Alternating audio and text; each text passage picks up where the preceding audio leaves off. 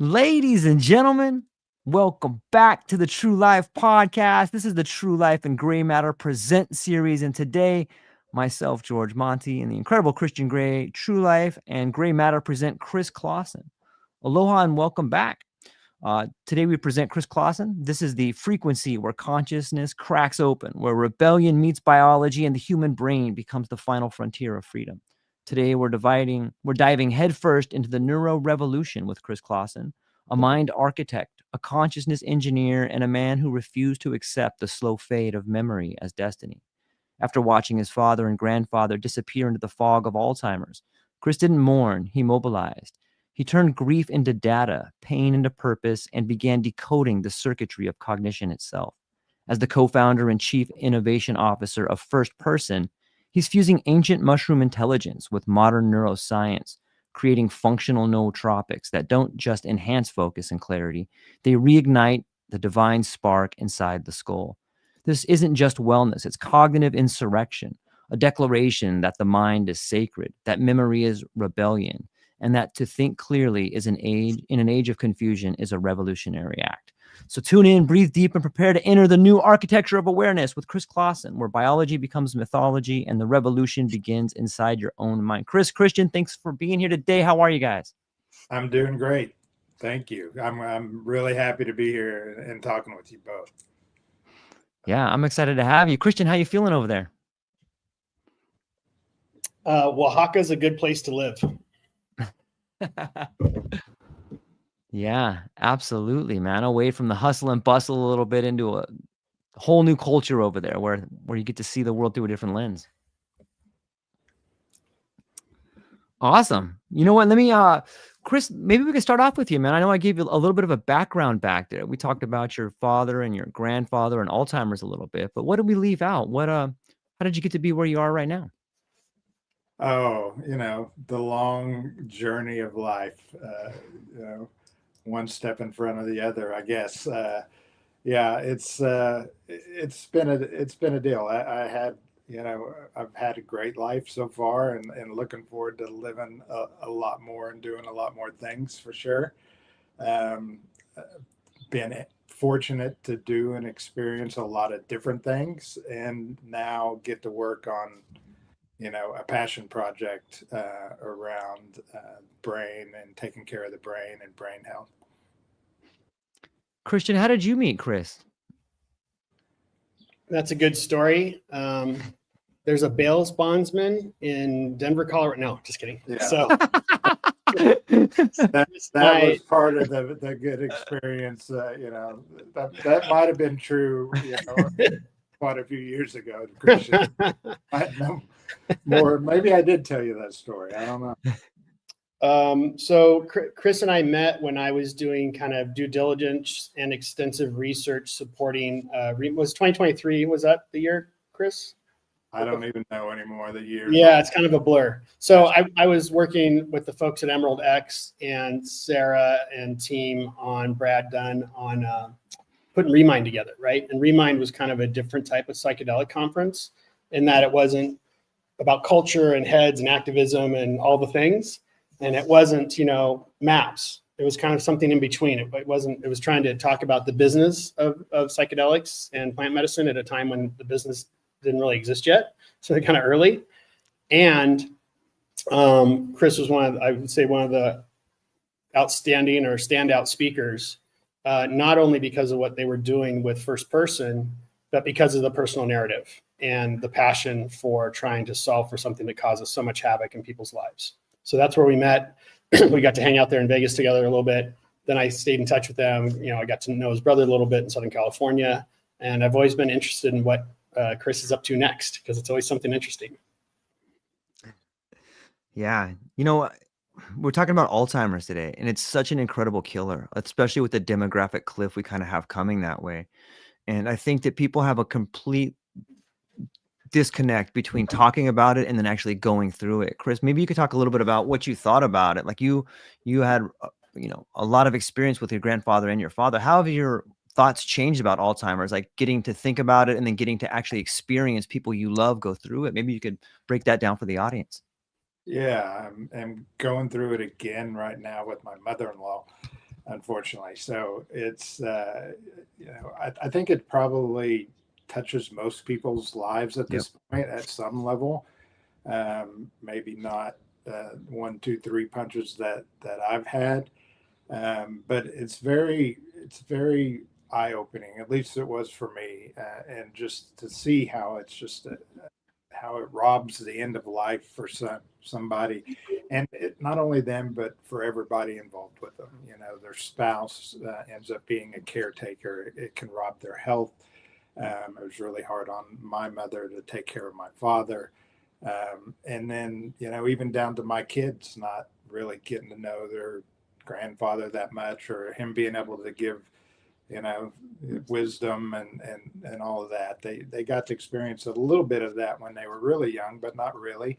And it's devastating, and it's largely preventable. And that's kind of what needs to get out there. It's a lifestyle disease, and it's up to us right now. We were talking earlier about Gen X, and hey, it's coming, right? But we have the opportunity. Our generation has the opportunity still, even if you're getting a late start, for it not to have to happen to you. You don't have to go out that way.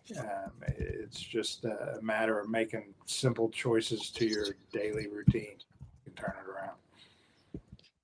Yeah. I got a cool picture here of your family that I kind of wanted to bring up. Maybe you could tell us a little bit about this awesome image over here. Yeah. That was that's up in Colorado, where we vacationed every summer.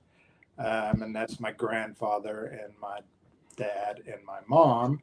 And of course, we did a lot of trout fishing when we did that. But I thought it was kind of interesting that they also had to get the Jim Beam picture in with the middle of it. And, I gave you that image just because, it's like alcohol is such a detrimental thing to ingest for your brain. And neither one of those guys were alcoholics by any means. I maybe saw my dad fully inebriated once in my life, but he was a nightly, hey, knock a couple back after work, drink some beer on the weekend guy. Same way with my grandfather. My grandfather was an entrepreneur and inventor, kind of even before that was a thing. I mean, he had his own plane when he was my age, and exited businesses and did amazing things. But those daily nightcaps just slowly poison your brain, and it's something that we've learned from our parents and grandparents, and a lot of us still do that. And it's probably one of the number one things that we could eliminate quite easily and really go a long way to having your brain for your whole life. Yeah, I haven't done a lot of research on the relationship between alcohol and Alzheimer's or other brain disease. I've read a little bit about it, but I'm just in your guys' opinion. How do you think that alcohol sort of helps to bring about Alzheimer's? It helps to bring about decay in the brain. Like, it does seem like it's pretty detrimental to thought. But what are your guys' thoughts on the relationship between alcohol and brain disease? Yeah, it's a neurotoxin. It's a cellular toxin. It's poison, and I don't want to, sound too crazy about it here, because, I've still will have a glass of wine myself, but definitely not on the nightly, and definitely try to reduce it down. But it's a known neurotoxin that kills brain cells. If you're regularly consuming alcohol, you are damaging your brain on the regular, for sure. Yeah, I can't help but wonder if maybe all of this brain disease is a symptom of the society that we live in. Like, if we poison ourselves with alcohol. I drank so much booze. I used to call Jack Daniels John because we were such good friends. I used to go and just tear it up. Me and John get all sideways. But man, 2 days afterwards, the older you get, the more you realize how toxic it is to your body. And I'm not saying you shouldn't have a beer every now and then, or a glass of wine, whatever you got to do. But when you start peeling back the onion, like, why do you drink? Well, you probably drink a little bit to get over your day. Like, you probably had a shitty day, or you're probably in the midst of something. You need something to relieve that tension. But really, when all those things stack up, if you're living a life that's not a full life, if you're doing something you hate, if you're in a relationship you don't love, and you're using alcohol to get out of that, like all of that has to have long-term effects on your brain. How much do you think society is playing a role in some of this neurodegenerative diseases? Well, I'll go ahead, Chris. Sorry. Go ahead, Christian. I'll jump in there real quick on alcohol, because it's not just to take, the bad away. Alcohol is it's a ritual in our society, and it's an important component of that ritual. It is the symbol a lot of times that work has stopped and fun begins, right? I cracked that beer, I'm pouring that drink. That part of my day is gone. This part of my day is starting. And that's an important part of our day as well. Let's not discount that socialization and having fun. That's part of brain. That's part of brain health. Our brains need that. Now, do we need alcohol as a crutch for that? Probably would be better if we could have alternatives to that. George, we talked a little bit about that, and we've all, talked about psychedelics a little bit. Yeah. My hope is, in the future, we could have legal products that would substitute for alcohol, that would give that same, socialization feeling and lubrication up, so that you can, go out and put a smile on your face and have a good time with your buddies after a long day, or on the weekend, or on the golf course, or wherever you choose to do it. Alcohol itself as a substance is a toxin, but as a tool in society, it's very important for us. Yeah, I've done some studying on this. I've got a number of friends and some family members that have had addiction issues.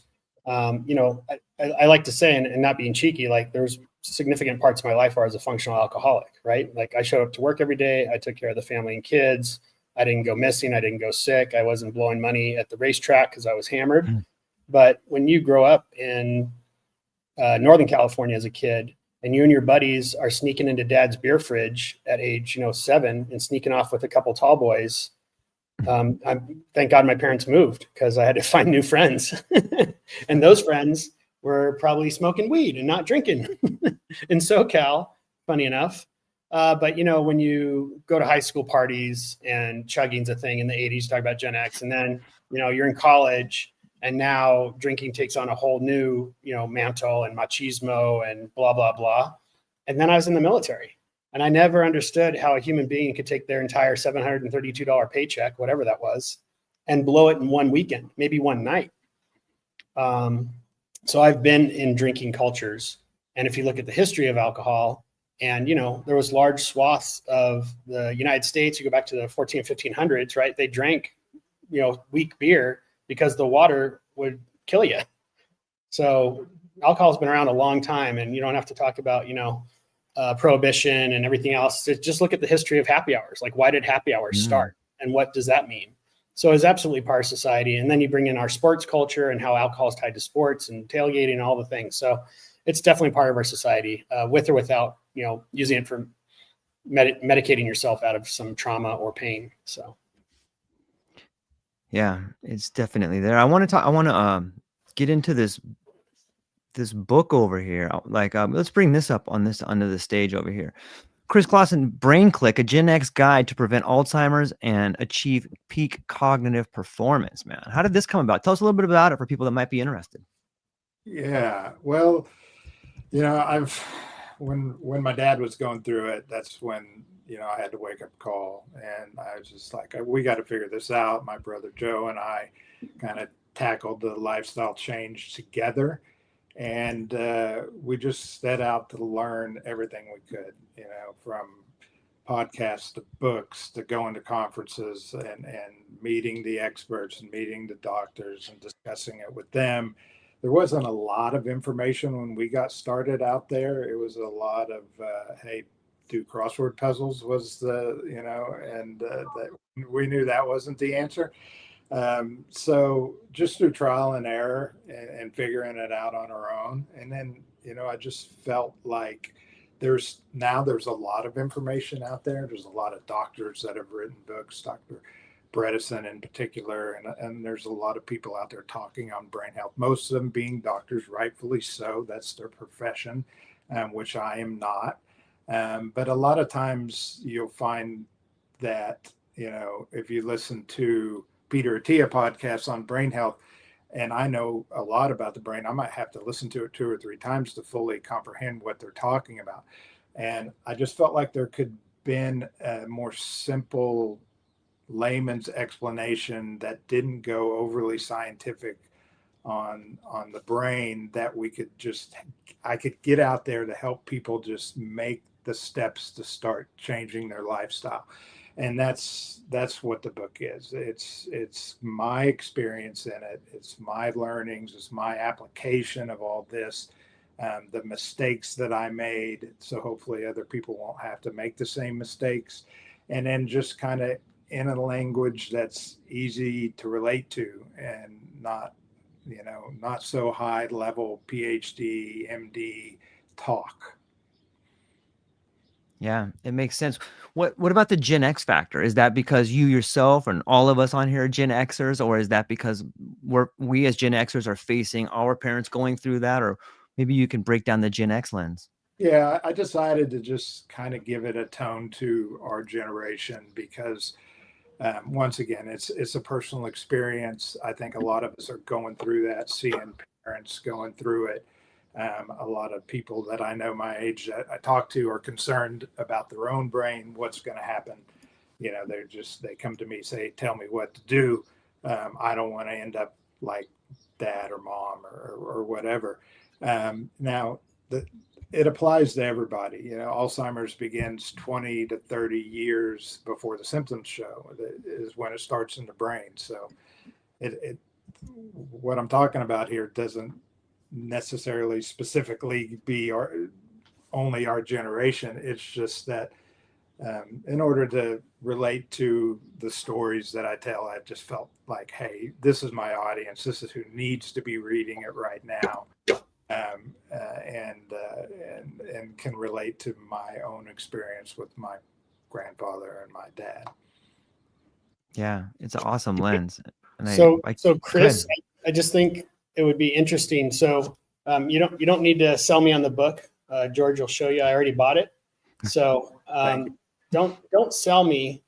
Talk to me as if I'm a 57-year-old Gen Xer living in Oaxaca, Mexico, where if you're not drinking coffee, you're drinking cerveza. And if you're not drinking cerveza, you're drinking mezcal. And there's some green juice, and there's definitely some healthy choices. But to your point about the social ritual, I'm loving my life right now. I'm not hiding from anything. I'm not numbing anything. I enjoy a few glasses of wine with my wife at dinner. I'll go out and have a few beers with the guys catching a game. What are, one or just one, what's the one most important thing I can do to take your learnings and apply them to my situation? Yeah, one. Okay. Well, if you're gonna have to break it down to one, in the book I talk about the 7 pillars of brain health, which is basically the 7 pillars of your life. It's eat, sleep, move, work, play, relax, and learn. That's what you do in life, and it translates to proper nutrition, deep sleep, exercise, challenging yourself mentally, being social, having fun, reducing stress, and then knowing yourself, your genetics and your background. If you had to pick one out of there, the one is going to be exercise. Incorporating regular exercise into your daily routine is the most powerful thing you can do for your brain. And it doesn't have to be a bunch. There's studies that show that as little as like 30 minutes of moderate exercise a week significantly increases brain volume. So it can be just a matter of adding, some walks into it to start. But, out there in Mexico, you're probably walking a bunch. The second thing would be, resistance training. Doing resistance training is very, very important for your metabolic health, and that will translate to your brain really quickly. So if you had to pick one of those out, I'm going to say you got to start incorporating a regular exercise routine for your brain longevity and your just overall health span. You know, as you age and that 57 turns to 77 and hopefully 87 and 97, you don't want to be confined. You want to be up and still out there doing stuff and exploring and enjoying life. Exercise. Yeah, I was thinking about you this week, and thank you for that, and thank you for breaking it down to one. Obviously, I'll read all 7. I might actually pick up more than one habit out of this conversation, but the movement since leaving the U.S. and not being in a sedentary society, right, where you're sitting in the car for 2 or 3 hours a day if you're commuting, maybe more, sadly, or you're sitting at a desk, or you're sitting wherever, you're sitting in a UPS truck, God forbid. You know, what's happened is, we're in a walking environment. And if we choose not to get in the cab to go for a mile or 2, we walk a mile or 2. And then I'm up every morning going to the mountains doing hikes. That's great. But it's funny you mentioned like the being happy and social. I could see that overlap with alcohol consumption, right? So it's like being happy and social in a non-alcoholic environment. Or you might need to start letting friends know, like, hey, I want to hang out with you, but I don't want to get hammered. I've had those conversations. And then the worst case scenario is like, I can't be your friend anymore. Or I can't be around you because you don't know how to play. Yeah. It's pretty interesting.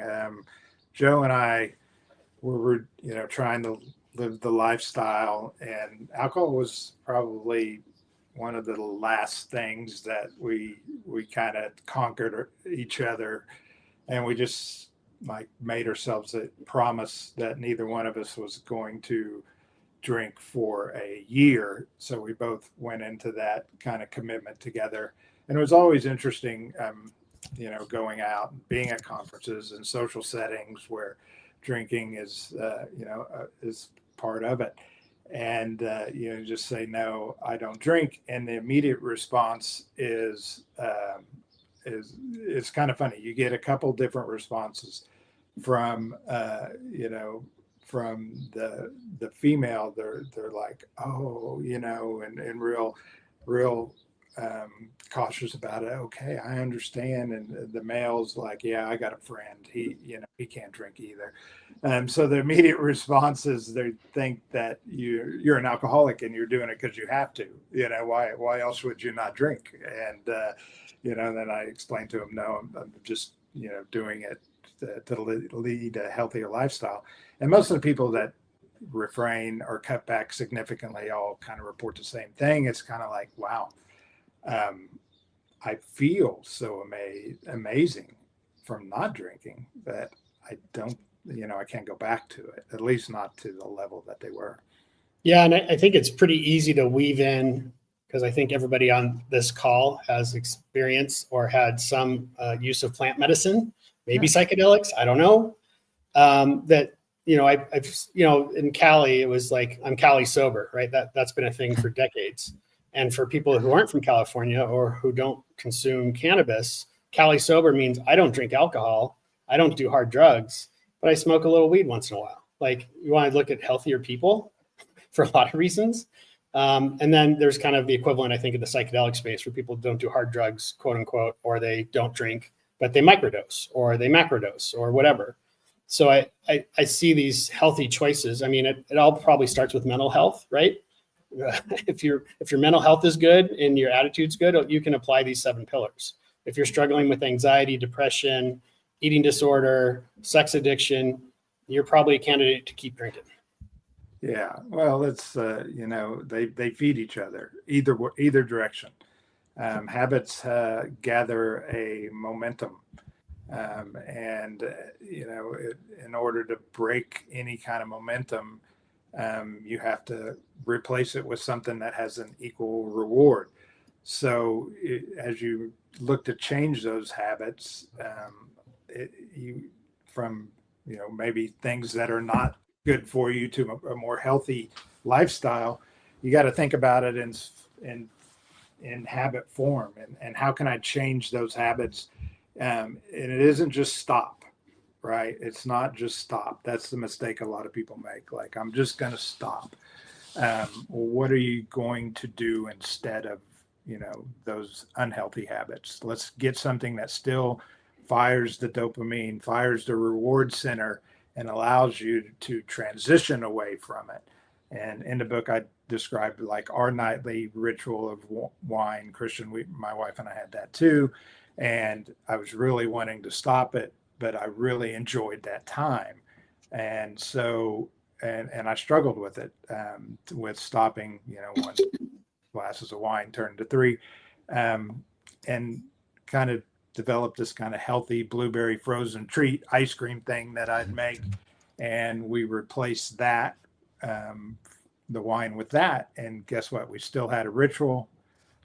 We were still able to enjoy that time together. We just took alcohol out of the equation.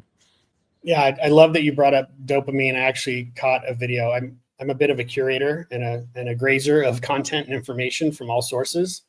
And there was a great bit because I think so many people associate dopamine with oxytocin and how one, is like the pleasure center, but they confuse the craving, right? The want or desire to do something. And can you just talk a little bit more about dopamine, or because with all your pillars, right, there could be a craving for exercise, there could be a craving for these things. And then there's the actual, what happens when you get the reward, right? Yeah. Well, dopamine's super interesting neurotransmitter in the brain. And a lot of people who have, say, ADHD are deficient in dopamine. And when you boost up their dopamine levels, it gives them the ability to kind of focus and concentrate on one thing. But it's the reward you get. It's the from exercise. It's a combination. The runner's high of exercise is a combination of dopamine and adrenaline flooding your system, and you feel good, and it makes you want to do it again. Same way with if you're, hang gliding or riding dirt bikes or whatever you do for that thrill. And some people it's taking drugs, and a lot of drugs focus on the dopamine, cocaine, stuff like that. You get this massive reward. You want to do it again. Let's hit it again. And you're looking constantly for that dopamine. Scrolling on the phone does the dopamine. You got to learn how to use it to your advantage and not let it control you. Yeah, I guess this is where it gets tricky, right? Because dopamine can be used in reinforcing positive, healthy habits. And clearly dopamine plays a role in very destructive or potentially not the healthiest behavior. Yeah, that's why you can, transfer that habit to something else. Someone with a Coke habit might need to, take up paragliding or something crazy like that to kind of keep that dopamine reward hitting to try to make the transition rather than just cut it off completely. You just got to, we're a chemical machine, and you got to learn how to use the tools that we've got. It sounds a lot like we're talking like neural pathways to me. And it brings up the question of what's actually happening in the mind of someone with Alzheimer's. I know that there's I haven't read too much, but maybe you can talk about that, Chris. I know that people used to talk about like the tau tangles and stuff like that, but do we know what's going on inside the brain when Alzheimer's is happening? Yeah, there's a lot. Beta amyloid and tau is, that's what they focused on for so long. The pharmaceutical companies jumped on it, billions of dollars of research. We're going to try to see if we can get those out. But what they found out is that just because those are present doesn't mean you have Alzheimer's. And just because those get washed away doesn't mean that's just going to prevent Alzheimer's. And Alzheimer's is multimodal. So Dr. Bredesen describes it as like having 36 holes in your roof. There's lots of things going on in the brain. The reason that they can't just take the magic pill and give it to you and it goes away is because there's so many different things that are influencing it, from neurotransmitters to insulin resistance in the brain. Some people call it type 3 diabetes, to blood flow, not proper. You have a microvascular network in your brain and improper blood flow and causing brain shrinkage, inflammation. There's so many things going on in the Alzheimer's brain, which is why they can't come up with a cure. The cure is plug all 36 holes in the roof. If you don't, you still got a leak, something's going on. So particularly if you've got it in your family, if it's running in your family, you've got some genetic predisposition like I do, you really need to, take it seriously. Everybody does. Just because you have genetic predisposition or don't have the genetic predisposition for Alzheimer's does not mean you're immune from it.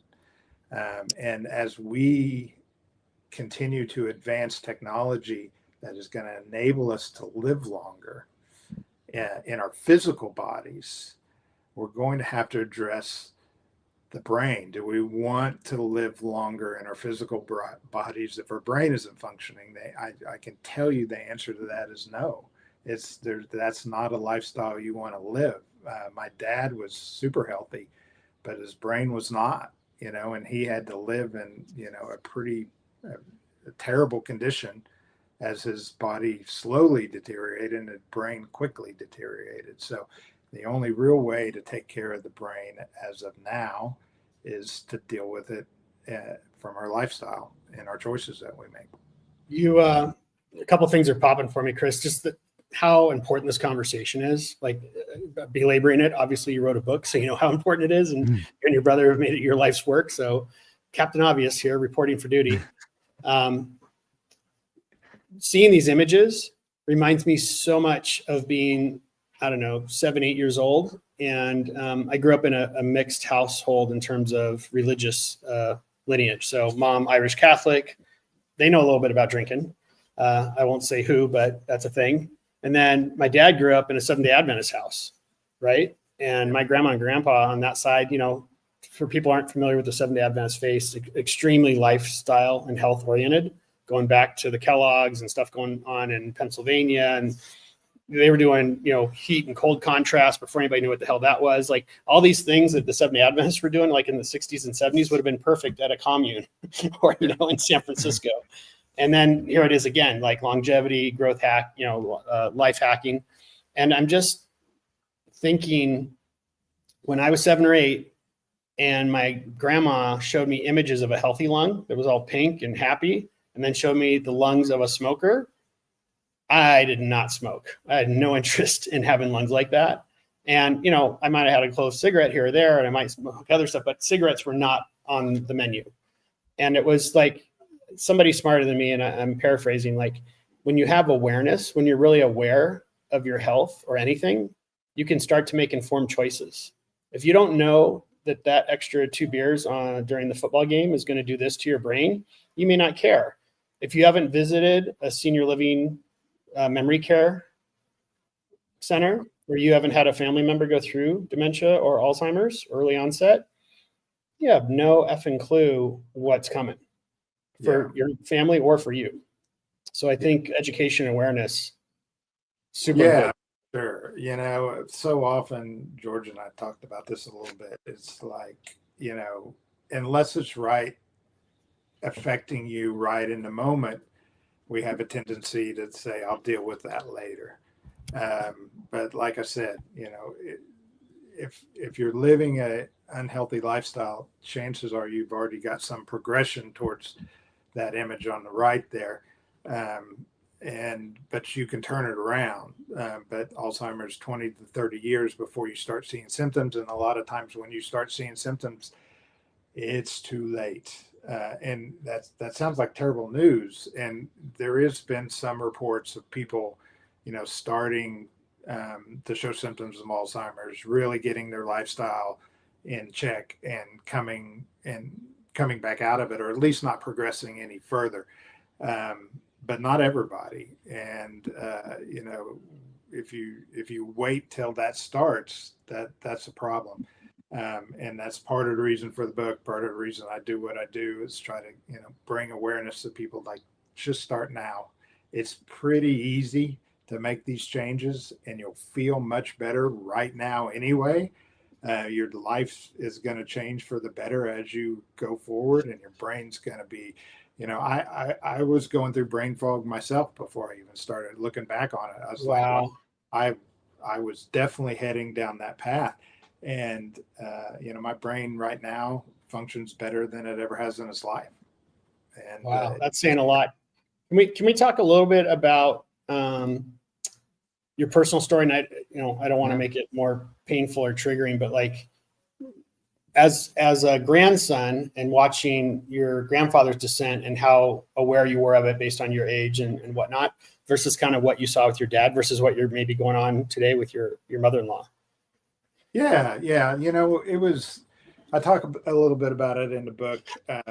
My grandfather, and like we said, he was he's the reason I'm an entrepreneur, because I was a little kid, and I can remember like standing at his desk and looking at like newspaper clippings hanging on the wall of him, and businessman of the year and all this stuff that he had hanging up there. And it changed me. I was like, that's what I'm going to do. That's what I want to do with my life, is do stuff like that. And then, when my grandmother died, she was kind of making up for we didn't really know as kids that he was going down, because you're a little kid and you're just at grandpa and grandma's house and you're running around, and my cousins and I were causing trouble and, just in and out of the house. But then once she passed away, you're like, oh, he can't take care of himself. Oh my goodness. This is he's not here anymore. And it came real evident. But then you go on with your life and you're young and you don't think about it. And then once Dad started going through it, it's like, I'm next, I'm going down the same path. I'm going to be next. And that's when it started getting serious for us now. And from today's perspective, at looking now again at my mother-in-law, who's in memory care right now, it's like, you can see going back, same way with my dad, that it was unfortunately self-inflicted, and they didn't know any better. That generation didn't know any better. They grew up with a default healthy lifestyle on farms, raising food, killing their own chickens and, eating their own animals and working during the day. And they were naturally healthy. But as they went to adulthood and we were kids, then everything started switching around. And big food started coming out, packaged food started coming out, cooking at home started being less common, and it took a toll on them. And, they didn't know any better. But like we talked about, George, Gen X, we know better. Even if you're ignoring it, you know better. I don't know. I think if you're ignorant, you don't have to face the realities of your choices. Yeah. So anyway, I'm hoping that, I feel confident that my kids are not going to have to go through it with me. I hope that they learn from my experience of not going through it and follow that lead themselves. But they're young, and they're doing the young things right now and eating fast food and drinking, and But I have hopes they'll eventually wake up and come around as well. Can you talk a little bit, Chris, about the signs? And George, I've got something for you to share there. That what were the symptoms, or because there's a really profound part of this slide at the very bottom. Like, we get away from the 10 symptoms. Dementia is not a normal part of aging. I think we've been, just like we normalized the war on drugs, we're normalizing that early onset dementia, memory loss is normal. And, I've heard it more than once from family members. Oh, I'm getting old, blah, blah, blah, fill in the blank, right? And I'm losing the keys, I can't focus on this, or fog, or whatever. And I think a lot of that's going to get blamed on COVID and long COVID, right? That's the other culprit now. It's responsible for everything, but just aging. And to your point, 200 years ago, what was the average lifespan? We're living double lifespans. And so our brain and our body didn't need to make it to 70 and 80 and 90 years old, right? Maybe that was exceptional during biblical times, but these days we're living that long. These are some of the symptoms we're going to see. It's not normal, right? Like, we can be healthy and be cognitively solid and sharp.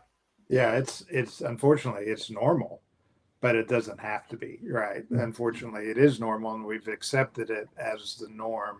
But we all know those people that are not that way. That's 80s and 90s and super sharp. And some of these people were lucky, and some of these people maybe exercised their whole life. If you see somebody that's exercised their whole life, they're generally pretty sharp mentally, even into their 70s, 80s, and 90s. You can pretty much count on that. But yeah, your brain can get stronger. That's the thing. We're saying, oh, your brain weakens as you age. And that comes from the thought that you can't grow new brain cells, past you're young, but we've proven that to be wrong now. So you can actually do things, through some of the 7 pillars, through nutrition and exercise, and doing these things that will spur neurogenesis and actually increase your brain power. So I feel like my brain power is getting better as I get older, not going down. And I expect myself to be even mentally sharper at 85 than I am right now at 55. That's what I expect. Let me take it back. Let me jump in here real fast, because what if it's not just a bug? What if it's a feature? Like on some level, and this is my conspiratorial side, but it seems like it's in everything, man. And you can't tell me there's not a death industry. Like I have had people I care about go into homes and be kept alive because there's a paycheck coming. My grandma checked out a long time ago, but she was kept alive, not for the benefit of the family, but for the benefit of the care home. At least in my opinion. Maybe that's a dark thing to say, but there's an industry around it. And some of these drugs, it seems to me, and this is just me, a truck driver talking right here, but it seems like there's a lot of money being made in pharmaceuticals about potential drugs that may slow things down. There's all this research, but what about the preventive side of it? Like, it doesn't seem to me that we put as much care and respect and knowledge and money into all these healthy habits. It's in the food. It's in the red dye 40. It's in polyester. It's in everything, man. Like, and those play a huge factor. I think that there's. What do you guys think about it being not a bug but a feature? Unfortunately, I think as particularly partially, maybe one of the benefits of COVID was just the mass awakening of people to realize that, wait a minute here, this is such shit. Yep. And it, as it progressively goes along, you realize, hey, more and more stuff that we've been taught or told our whole lives has been a lie. And it's kind of a punch in the stomach, but it's also a good thing. And still kind of digesting, like, how do I handle all this information? Because you don't want to be a cynic, but so much of it is, that they're still trying to feed us doesn't appear to have any validity to it, and appears really shallow when you look at it. And a lot of it, from big food to big pharma, they've been intertwined, and it's been, since, the sugar industry, falsifying claims and blaming fat for heart disease back in the 50s, with scientists getting paid off, that it's been, it's part of it. Unfortunately, it's part of our human nature. I think we're very trusting of what we're being told to trust, the science, and here's the research and all that. But now I think people are realizing, wait a minute, this is all intertwined. It's all feeding each other. There's all this money involved with it. Follow the money. But that's at a macro scale. We all have control over ourselves, right? So we don't have to follow along. We can forge our own path outside of that system, and it's very difficult at some level to get through it. But you can get through it. I've got through it. You can get through the being on the move and working and eating and still figuring it out. Unfortunately, that there are challenges and there are limitations, and you have to skip some stuff, and maybe you have to skip a meal every now and again, but that won't kill you. You can do it on your own. But George, I agree. It's an intertwined system that just has been sprinkled with corruption over years that, has become normalized. Okay, let me put this one out here too for you, Chris. As someone who has loved ones that have gone through the medical system, and I wanted to say very clearly, there are incredible people, doctors, nurses, there are incredible people in the medical system that genuinely care about providing the best care for everyone out there. And I don't want to take away from the medical professionals. I'm so grateful for so many of them. However, if you go into a care home or you go into this meeting with a doctor or someone who is an expert and you see someone you love in cognitive decline, how do you as an individual come with the correct information there? How do you just not acquiesce to the authority figure? That's a tough thing to do when someone you love is going through this thing. Hey, they have Alzheimer's. They need this drug. Look at these tests. This is the best thing for them. Like, how do you as an individual prepare yourself for that conversation if you really want to do the right thing? How did you do it, Chris? Yeah, it's just, you have to really take matters into your own hands, whether they have Alzheimer's or it's even just yourself. Yes. And yes, there's a lot of doctors out there wanting to do the best thing for you. There's limitations on the economy of being able to do that as a doctor, from all the way from their med school being financed by big pharma Yes. and what they've been taught. So it's not necessarily their fault or that they're not doing what they think is best. I generally think they're doing what they believe is best for you. But you got to really, really look into every interaction and make sure, and just do your homework and dig in and make sure that's the only way. And I'll give you an example from myself and part of the mistakes I made from my health and wellness journey. And I was in a lot of ketosis. I was in keto for a long time, but I didn't really realize at the time that it would deplete the minerals out of your body like it does, and I believe that was leading to me having some AFib problems. So arterial fibrillation of the heart, irregular heartbeats, racing real quick. And I had a really, really bad one that was up and wouldn't go away. I couldn't get it to calm down for a while. So I went to a cardiologist, and I go in and explain to him what was going on. He's like, "Oh, no problem. We're just going to go do an ablation. I'll schedule it for you.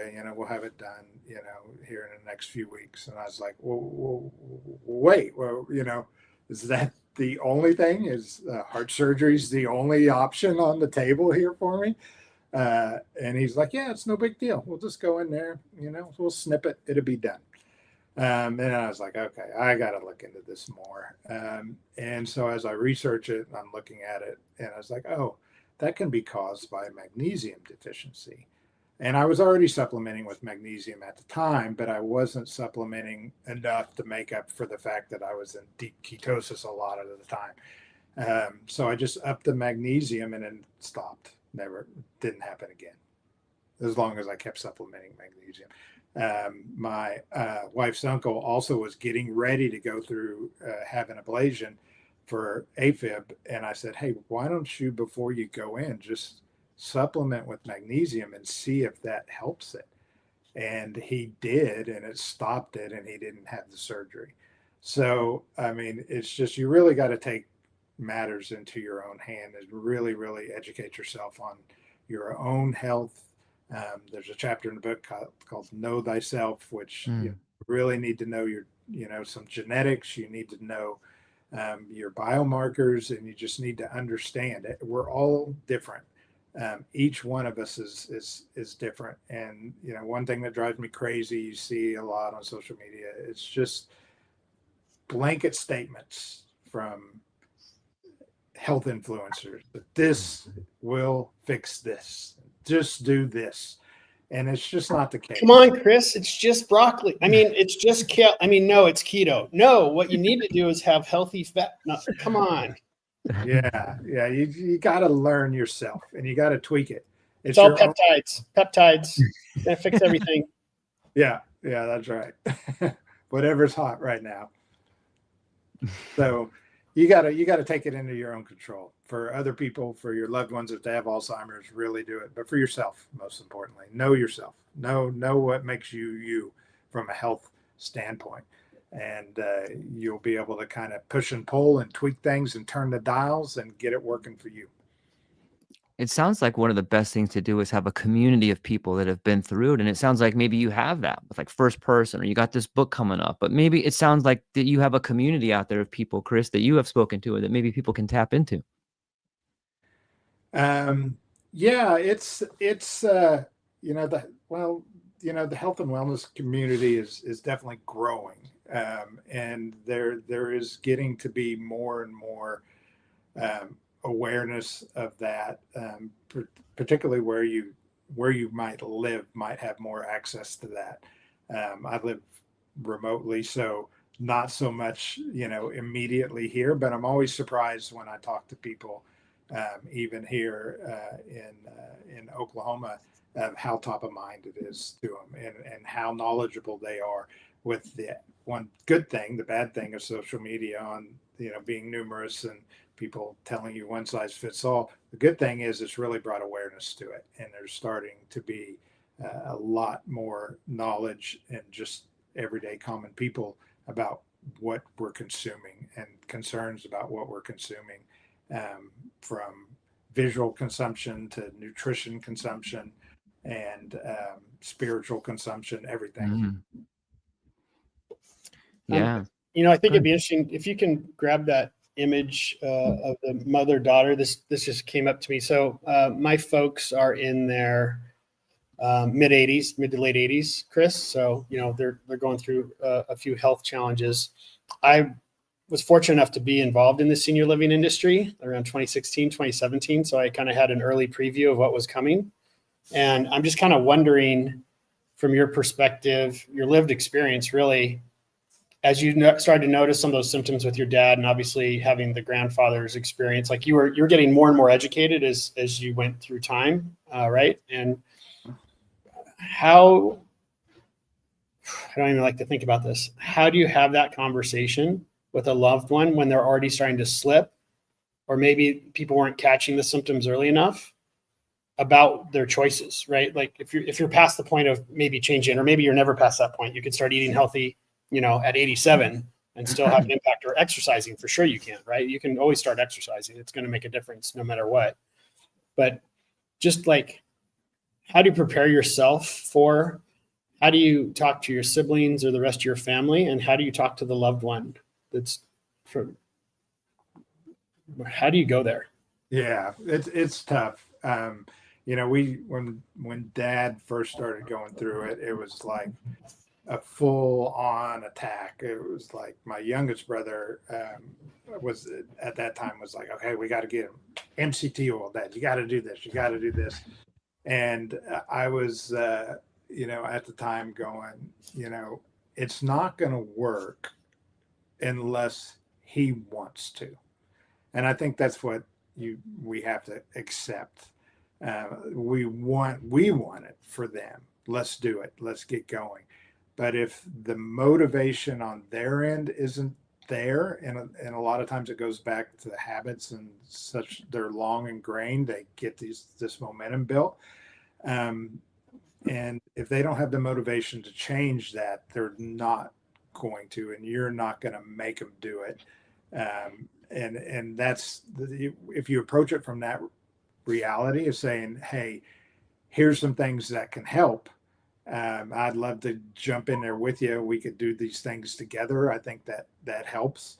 But forcing it down the throats of someone who's already lived their life, I don't think is very realistic thinking. It's just going to have to, at some level,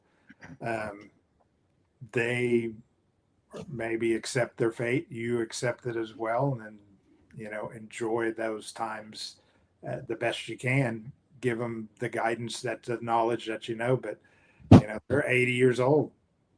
They gotta decide that on their own. Yeah, I appreciate that.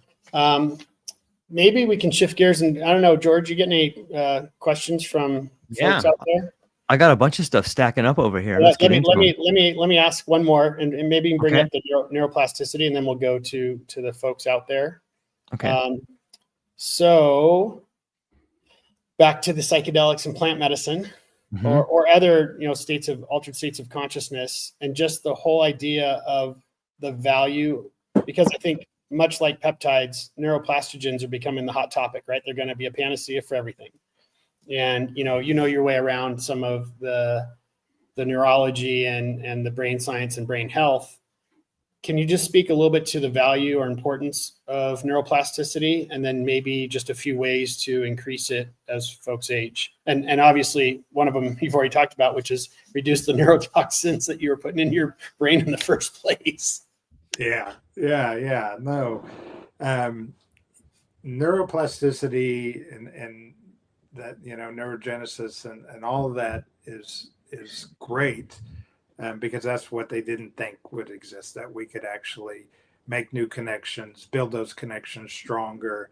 And a lot of that we can do. We were talking about psychedelics, and, the first person group, we were looking at non-psychedelic mushrooms like lion's mane mushroom, which helps increase BDNF.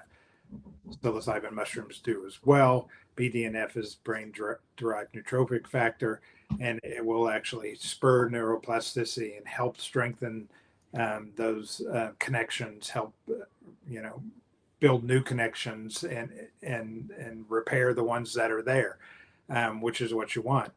You want to continue to build those connections through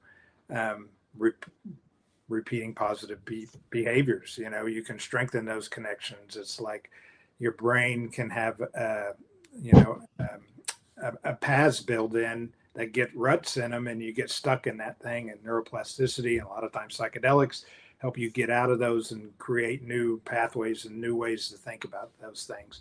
And for people out there that maybe don't have experience in that world, it doesn't have to be scary. You don't have to, see creatures and talk to God to get the benefit of psychedelics and neuroplasticity. That's where doing microdoses can really help people, or even smaller than doses, up above a microdose, but still get this effect of you're thinking of things a little bit differently, and you can tell that those new pathways are opening up. But I think that's what's exciting for me about the brain and brain health, is that you can get stronger. That's what I was talking about. You can improve if you take the right steps, and that's through neuroplasticity, and fueling your brain properly, and trying not to poison it. But the 7 pillars are essentially built around neuroplasticity. That's what it's driving towards, strengthening your brain. And this is how you do it. It's through lifestyle. It can be through plant medicine and stuff like that. Can definitely be a part of that lifestyle. I don't address that in the book. I did that on purpose, as just to kind of leave it be more generalized. But it's something I strongly believe in. It brings up an interesting point for me. Like, I think all of us have probably worked around addiction on some level.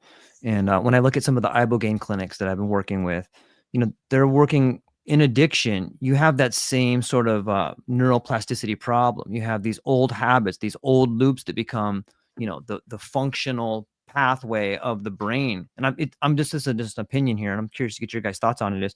Do you think that maybe like some of these ibogaine clinics or some of these psychedelic centers that are already working with addiction could be working with aging too? Because it seems like there's a lot of similarities in the problem right there. Like the brain is malfunctioning. The people in hardcore addiction, their brain is also atrophying. Do you think that maybe, we could be seeing some of these centers in the future where people going for addiction, only they're going for aging, and they're trying some of the same techniques, be it ibogaine or LSD or 5-MeO, or what are you guys' thoughts on that?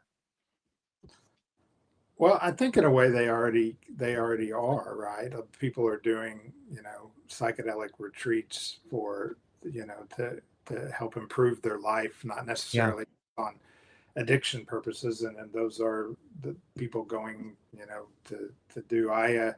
A lot of times are just to understand life better, or understand themselves better. And I think that that's part of what's going on here. I think, the danger of it, the only danger of it is people might see that that is the only way to do it. When really the application of what you learn is the true benefit, that repetitive behavior, rather than just, getting to see it every once in a while. Can you incorporate that kind of life into your everyday life? Yeah, it makes a ton of sense. I'm hopeful. I had a friend. It's anecdotal, but my friend Adam Tapp's father was pretty deep in dementia, and he went on a regimen of 5-MeO DMT. And I'll point everybody to Adam Tapp. Just Google his name and check him out. The guy's an incredible human being, and he's got a real life story of his father, pretty deep in dementia, and they start on this process of 5-MeO DMT. And over the course of a month, his dad goes from forgetting who the people in his family are to Adam Tapp coming home one day and his dad playing guitar that he hadn't picked up in a year. And he's like, "Dad, what are you doing?" And he goes, I realized that I haven't played guitar, and man, I haven't talked to you in a long time, Adam. I just felt like, getting back into the rhythm. Adam, it's a beautiful story. He starts crying and stuff, but like, that's an anecdotal story of these particular, psychedelics really having an effect. And if we could get more of that sort of research out there, I think it would provide avenues for people who might feel stuck out there. So I just wanted to kind of put that out there. Yeah, I hadn't seen that. I will definitely look at that. That's amazing. Oh yeah. I had a similar experience with my father and psilocybin, not to that extent, but it did give him some quality of life back at the end of his life. Oh, can you talk about that a little bit? Yeah, he towards the end of his life, he was to the point he was just pretty much just sitting there, not doing anything. He was not interacting and nothing along those lines. And my brother, they had been giving him, he went through a stage of where he had been agitated and hard to deal with, and he was still a pretty big dude. And we were all kind of taking turns helping take care of him. My brother, when he was there, he's like, I'm going to give him some cannabis edibles to try to calm him down a little bit. And that didn't work very well for him. I was on the phone one time with him and I could hear Dad going, "I can't see," in the background. And I was like, Joe, maybe you need to cut the edibles down a little bit. That maybe not be best for him. But then, when it was really towards the end stage, we just, let's just see if any psychedelic mushrooms could actually be a benefit here.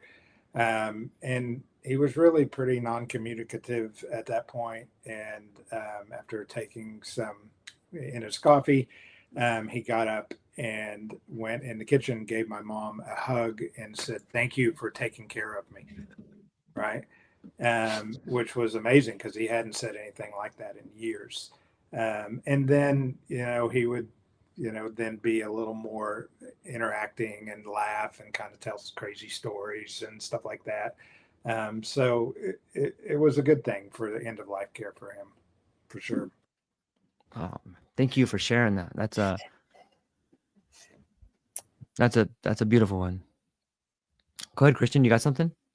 Yeah, it goes back to that article that I wrote. By the way, I wrote it. AI was not available in 2016 like it is today. So researched and written by with some support from an editor. And there's a piece, let me see if I can find it real quick, about there's a TED Talk and a book, Atul Gawande's TED Talk on being mortal. And it speaks to your point that you brought up, George, about your grandma and like, what do we do in Western society to extend life past the point of quality? And I'm not even getting into,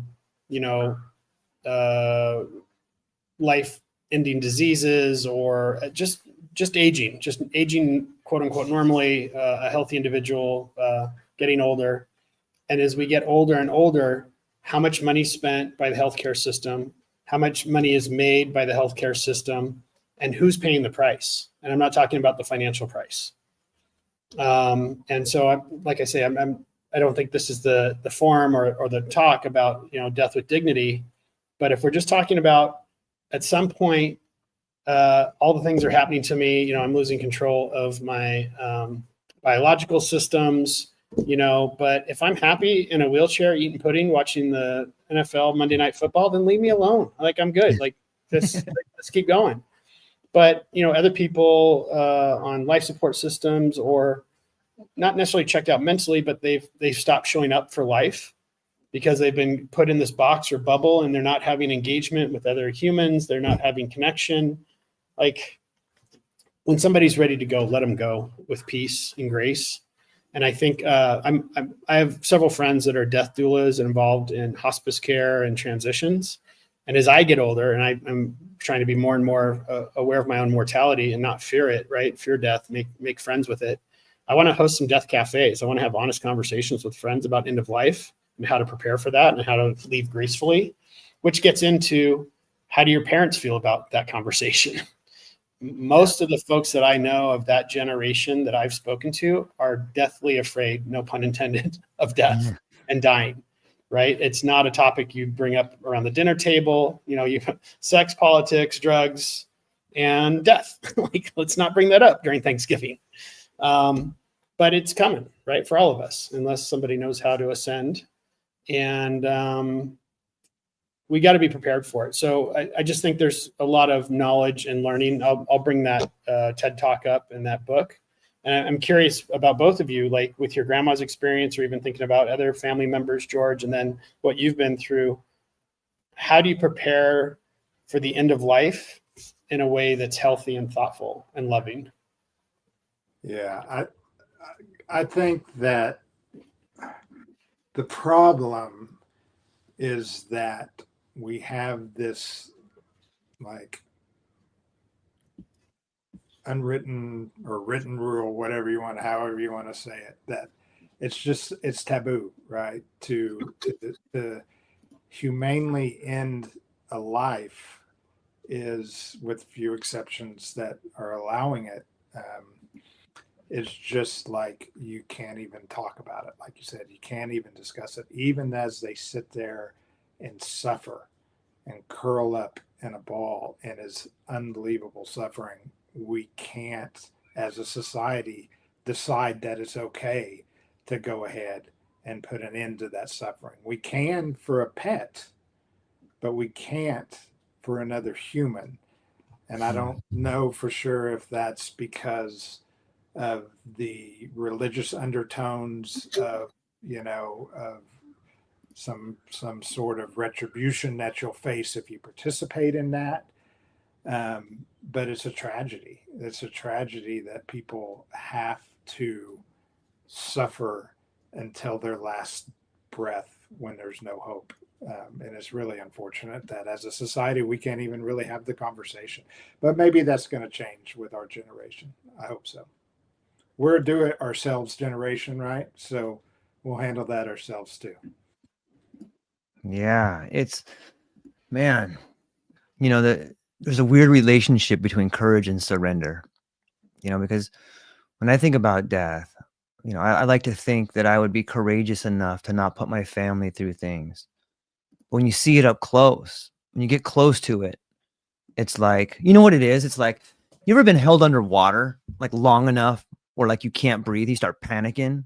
Like, I'm glad I didn't go to summer camp with you. What are you talking about? Jesus. Have you ever been underwater? You never know. Okay. There's a great story about, I forgot where I heard it from, about this person that wants to understand what it takes to succeed. And he tells this story about, he goes out with his two mentors, and he's finally going to learn the secret of what it means to become the best version of yourself and succeed. And these two guys they meet him at the ocean. They take him way out in the ocean, and they're like, "Are you ready?" And he's like, "Yeah." And they just grab him and they hold him underwater until he can't breathe. He starts panicking, and he's like fighting, and they're just pushing him underwater as long as he can. And like, they feel him about to pass out, and then they pull him up, and they're like, "There you go. You're welcome." Like, that's what it takes. And I think that is what it takes when we come to the edge of death. Is like you think, like, I've done a lot of psychedelics and I've really come to places where I thought, like, I'm going to die. Like, I've taken too much. Oh no, I've taken too much. I'm going to die. My heart is racing. Oh my God, what is going on here? And I equate that with watching my wife sit in a hospital, holding my son's dead body. Like, I've seen death close a couple times, and it is something to be feared. We can sit here and say it's easy on this other side. We're being born. Like, yeah, but you don't know. And when you come close to it, you know, even the older people in my life that, like, they want no part of dying. And it's maybe that fear of not knowing what happens. And it's easy to say, like, oh, I'm going to go gracefully. I'm going to have the dignity. I'm not going to put my family through it. But what happens when you get there? I don't think you know until your back is against the wall what you're going to do. And so I can empathize with I agree with you. And it's a yes and for me, because you don't know what you're going to do, and you might leave gracefully. You might have a relationship. Yeah, right? I hope so. And I think you get to choose which way you go. And that's the crime of extending somebody's life beyond their wishes and desires. And especially when you start getting into quality of life, right? Like, if quality of life is playing bridge or sitting there and watching sitcoms with a bunch of other old folks in the senior living place, rock on. Somebody else's definition is like, I want to be able to chop wood and go hunt some elk. And when I can't, take the tree down anymore or start a fire in my fireplace, I'm done. Like, it's just different choices. Ram Dass does a lot of work around death and dying and transitions. If you haven't seen any of his stuff, there's a great documentary on Netflix. People can tap into hospice resources and networks. Death doulas are becoming a thing. And I think it's in the West. I think it's beautiful, because what do we hide from kids in polite society is birth. Yep. Well, and before that, we hide sex. So conception doesn't happen. And then certainly you don't want to hear about babies being made or born. And then we hide death.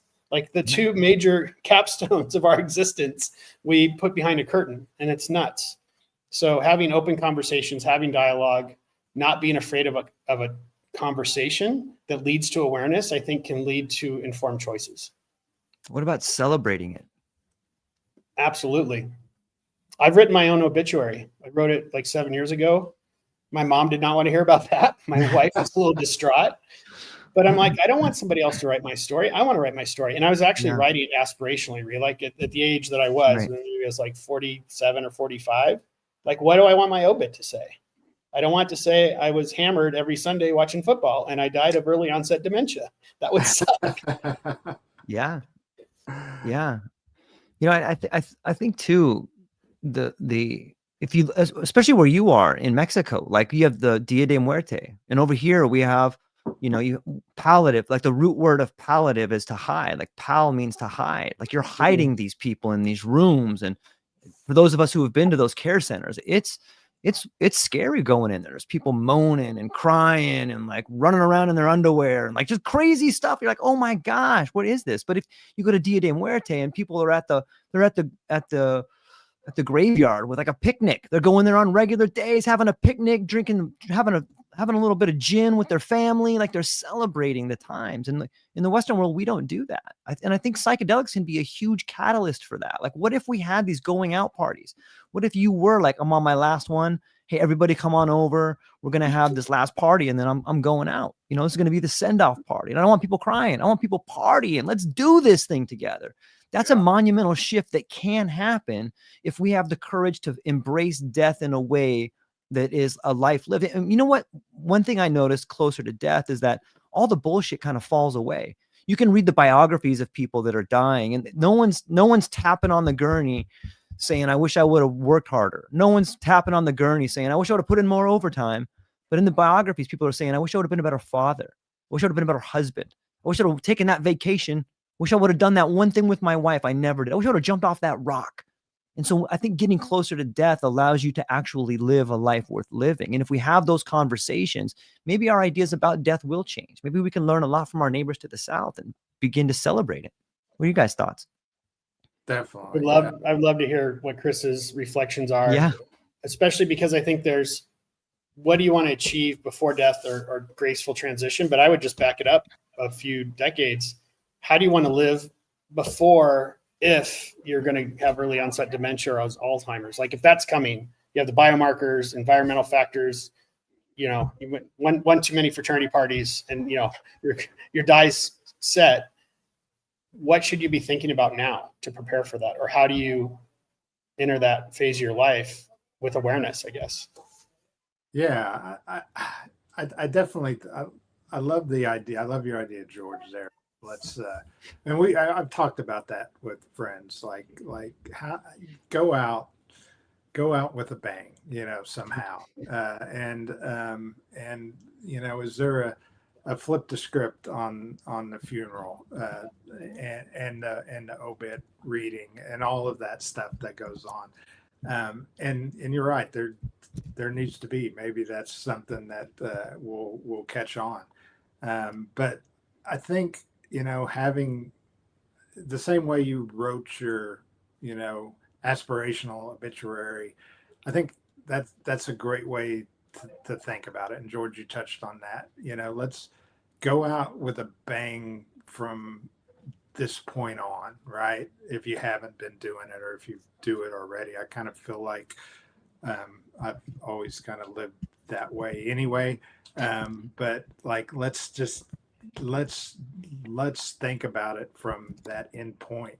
And when you think about life, if I saw my father-in-law pass away recently, and my dad, and just looking back with the, I think for my dad, with the exception of getting Alzheimer's and having to go through 10 years of that he would have liked to have back, he lived a really full, enjoyable life, and did things and raised his kids, and had a good time along the way, and was a good person. And I think, if you think about that last day and you live like, what are you going to do today, that it's going to be at the same time respecting that you hope that it's 30, 40 years in the future, realizing that you don't know, and doing everything you can to have that full end celebration, no matter when it comes.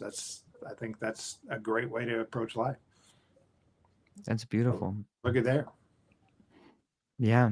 And maybe in life we get a chance to simulate death, like maybe quit that job you don't love, maybe get rid of that relationship you're not being part of. Like maybe you get a chance your whole life to experience death if you have the courage to do it. Well, I think I wasn't able to make it to Santa Barbara. I was already down here in Mexico, but part of the theme here was like small deaths, like jobs and relationships, and big deaths, right? Like psychology 101, whatever, the 7 major things that happen, right? But with death, right, we've got denial and grieving, like the stages of. So I think we have lots of opportunities to practice death, and dying, or loss might be another way to put it. And how we learn to navigate that. So, it's not like it's not a motto, and it's not a cliche, but I've tried to share with my kids, and ad nauseum at the dinner table, and when they're falling asleep at night and on road trips. And we have this little thing called GREPH. So it's GREPH. And so G's for gratitude, R's for resilience, E's for empathy, and P's for patience. So it used to be GREP. And then my son's like, what about humor, Dad? You got to have humor. So with those characteristics or traits or behaviors, you can get through anything, and including loss and death, right? And so we all have choices to make. How we show up for life when it's good sometimes is pretty chill, tranquilo. How we show up for life when it's hard, including losing loved ones or people dying, is where we really, I think, earn our medal, right? Like we show who we are when things are difficult. Yeah, for sure. Yeah. Let me jump into, we got some people stacking up over here.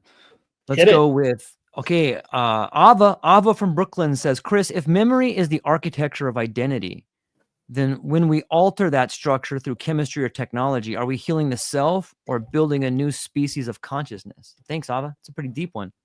That That is great. Is memory is the architect of identity. Is that what she said? Yes. Yep.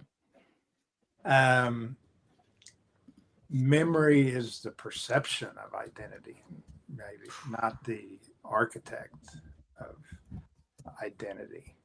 And I think your identity lives somewhere in between, the past that you are remembering and the future that you are imagining and the actions that you take today. That's, to me, that's your identity. So a lot of times, I think we can also lie to ourselves, right? A lot, particularly about the past. And sometimes we're okay with that. Sometimes we're okay with that lying. But I think if we were more honest with ourselves to realize that your past influenced who you are today, but is not the foundation architecture of who you are, you get to choose that based on your own consciousness right now. Yeah, it's beautiful said.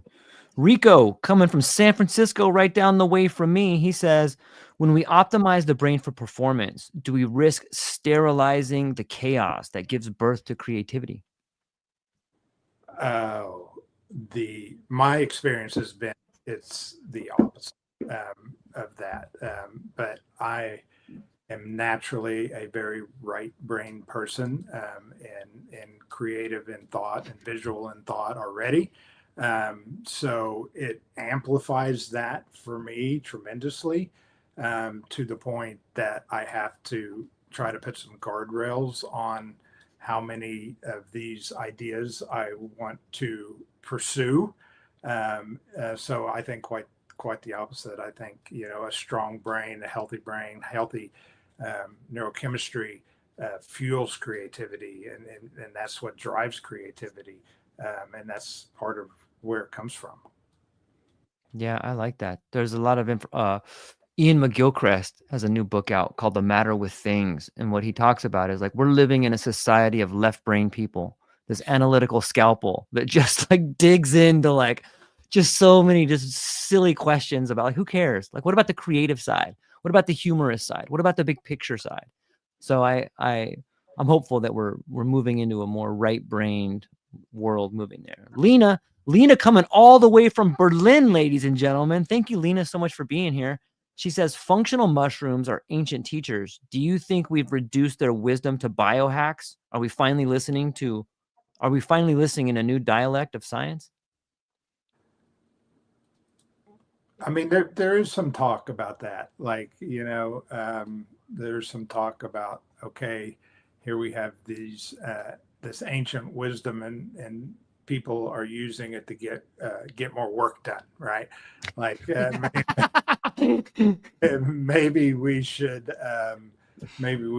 respect that a little more. And I think, from my own perspective on utilizing like psilocybin mushrooms and microdosing, being very deliberate to use that in a way that that fosters that creative thought.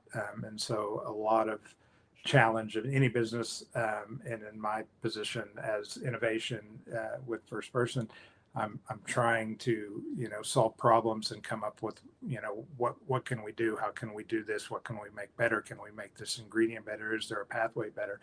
And instead of just getting more work done, I'm fostering, tapping into that ancient wisdom, other worldly connection, and hopefully be a conduit. I think a lot of psychedelics open up that conduit to a higher consciousness, and you can do that for things besides spiritual growth. You can utilize that for making it's one thing, yeah, you're in the woods, everything's beautiful, this is great, and life is wonderful, but we also have to function as a society, so it can be utilized to improve that at at our core function as well. And a lot of that has to do with infrastructure and products that we have and making those better, and getting away from prepackaged garbage and turning things into stuff that nourishes your body. And some of that connection and some of that conduit flows through for those purposes, besides just a connection with God or a connection of a higher feeling. Maybe it's also functional. Like, we need to apply those things to our everyday lives, and not just get out of the thought that maybe it's only can be used for spirituality. It can be used for improving our existence here on earth. Yeah. Christian, what are your thoughts on the idea of using functional mushrooms, and they're really, teachers or biohackers or both? Yeah, it's funny. There's schisms and tribes within tribes, and you get into some of this dogma, and I'm paraphrasing this. I don't want to take credit for it, and so much of life is put into these polarities, like left and right, and conservative and liberal. And my experience and what I've seen, living abroad and in the States and this and that, is like life is more like a clock. Like, there's 12 o'clock and 6 o'clock and 3 and 9. And all the dogmatic folks, the people that like my way or the highway, radical right, radical left, extreme Muslim, extreme Hindu, extreme Jew, extreme, go down the list. Extreme hippies. I know hippies that like, you got to go their way with the dreadlocks and patchouli and not washing or whatever. And if you're dogmatic, you see the world through a very specific, tight aperture. I think most human beings want to live somewhere between like 3 and 9, and like 12 o'clock. It's a big, like, that's where the bulk of society lives. Like, do I have a roof over my head? Do I feel safe and secure? Do I have food for my family and all these things? You start getting into what are the best and highest uses of mushrooms or adaptogens, and are we doing things to our psyche and our mind or our bodies that weren't meant to be done? Because Chris and his team have gone to build this amazing production facility. They're producing CGMP level quality products. They're putting them in capsules. They're giving dosage instructions, and they're getting them to mom and dad to make a difference. And there's some people would be like, whoa, whoa, whoa, whoa. If they're not out foraging, then that's not right. You're not supposed to eat, mushrooms from a capsule. But to me, it's DIY, right? It's choose your own adventure. If you feel comfortable with Western medicine and that healthcare system, and you want to go down that path, go for it. If you want to go forage mushrooms in the wild and make sure you're not eating toxic ones, and that works for you, good. But I think it's kind of a hybrid. Like, people need to make choices. I love a lot of what you said, Chris, about being informed and your own patient advocate and taking control of your health and wellness, and not leaving it up to the experts, because there are experts and they provide a ton of value. But ultimately, we have to live with our health choices, and adaptogens and medicinal mushrooms and psychedelic mushrooms are to be used wisely and with informed consent and understanding. Yeah, that's well said. Chris, can you talk about, like, did you have a certain set of capsules for your parents, or what do you have as far as functional mushrooms, or what are you doing on that aspect of business? Well, part of what we do at First Person is we want to innovate at the ingredient level. So, and we set our sights on functional mushrooms, lion's mane mushroom. Big fan of lion's mane, been consuming lion's mane for years, knew that it was having a beneficial effect on me.